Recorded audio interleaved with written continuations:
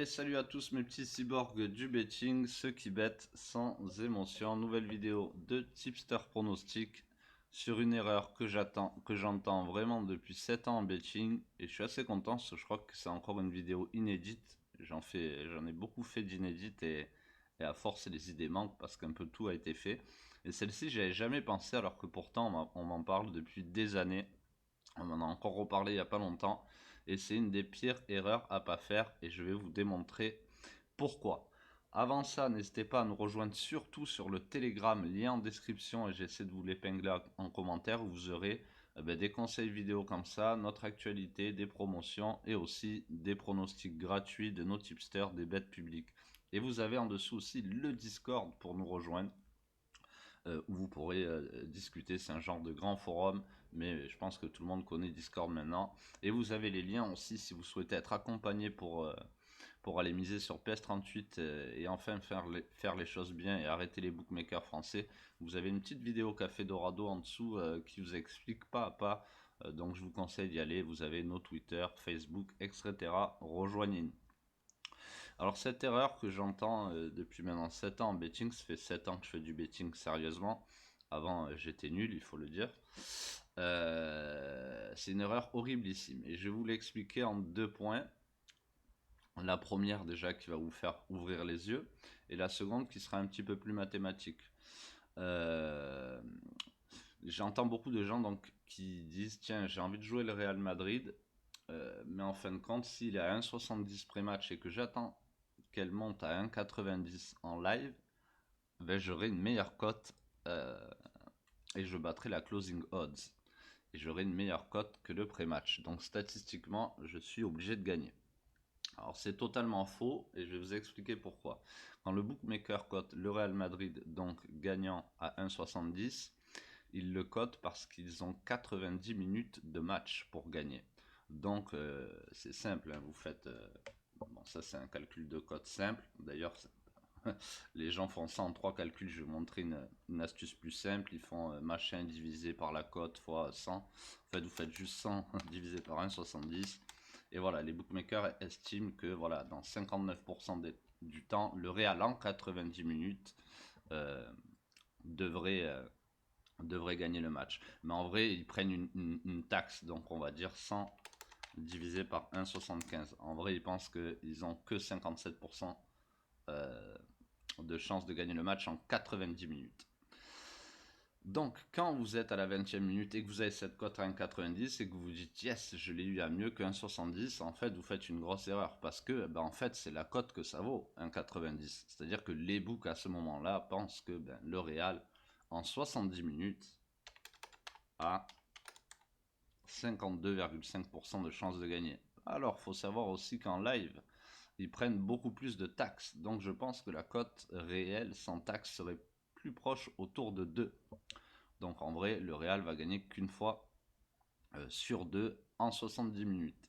Et vous, vous pensez que finalement, vous avez une meilleure cote, mais en vrai, la cote est basée sur les minutes et le temps qui reste à jouer et la capacité de l'équipe à aller gagner ce match. Donc déjà, vous voyez que cette stratégie n'est pas viable. Mais maintenant, mettons tout ça en mathématiques. Et on va tomber sur le réel problème et je vais vous expliquer pourquoi ça ne marche pas. Donc sur 10 matchs, vu qu'on pense que voilà, quand nous on l'a mise, quand on veut miser cette cote à 1,90, en fait elle vaut à peu près 2. Donc quand on veut la miser, on va la miser 10 euros. Donc à 1,90. Bénéf ici donc 9 euros.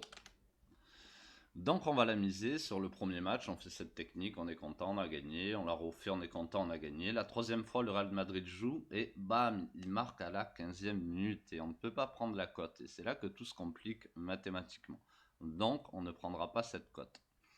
Ici on gagne, ici on gagne. On n'oublie pas que quand on essaie de prendre ces cotes-là, on aura à peu près environ 5 wins pour l'équipe, vu que ce sont les stats des books, et 5 lose. Donc il y aura des fois aussi où on l'apprend, où finalement ils font match nul, où ils perdent, ils font match nul, ils vont pas gagner. On a le temps de l'apprendre, mais ils perdent ou ils font match nul. Et évidemment aussi dans les loses, il y en a bien un aussi où il y aura but à la 15e minute, mais bon, pas de gain ni de perte aussi. Pareil que dans cet exemple. Donc si on fait le calcul, on aura misé donc 1, 2, 3, 4, 8 fois 10 euros. Donc on aura pu miser 8 fois 10 euros. Ce qui fait donc 8 fois 10 euros, 80. Pas besoin d'être un génie. Et on a win ici donc ces 4 bêtes. Donc on a win à chaque fois 9 euros. Donc on a investi 80 et on récupère 19 euros 4 fois. Donc 19 fois 4 qui est égal à 76. Donc on est en perte de très peu, mais on est en perte. Alors j'ai fait un exemple pour vous montrer pour que ce soit facile avec des 10 euros, des cotes assez simples, mais c'est surtout ce qu'il faut en retirer de tout ça. Alors ça serait bon en fin de compte si on pourrait à chaque fois prendre le bet à 1,90. Et le problème qu'on a, c'est que des fois il y a but et on ne le prend pas. Donc sur 10 matchs, en statistique, à peu près 2 fois il y aura but avant la 20e, la 25e minute, où on ne pourra pas prendre le bet. Donc sur les 10 matchs, les pré-matchs, les 10 matchs global, on sait que ça va win à peu près, enfin en tout cas nous quand on veut la prendre ici, si on aurait ça en pré-match, sauf que là on le prend en live, il reste 70 minutes, n'oublions pas, quand on prend ça, ça vaut 2, donc on aura à peu près ces résultats, 5 wins, 5 lose. Mais il y a une fois où on attendra, ça va être un 87, on va attendre, ou un 85, ou même un 80, c'est la 13e minute, on se dit j'attends encore un peu, 5-6 minutes, et bim, il y a but. On ne peut pas prendre le bet alors que l'équipe va gagner ce match. En fait, vous allez rater un match gagnant. Comme ici, sauf que là, il n'y a pas de perte, pas de gain, parce que c'est le coup où l'équipe lose.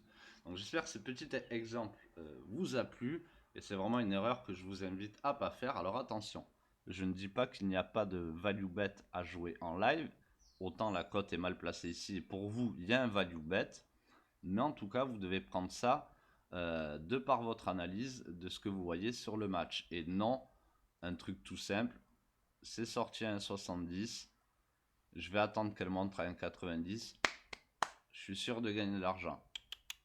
Vous avez pris les bookmakers pour des jambons. Si les bookmakers cotent ici à 1,90, c'est que l'équipe a réellement ces chances-là de gagner le match en 70 minutes.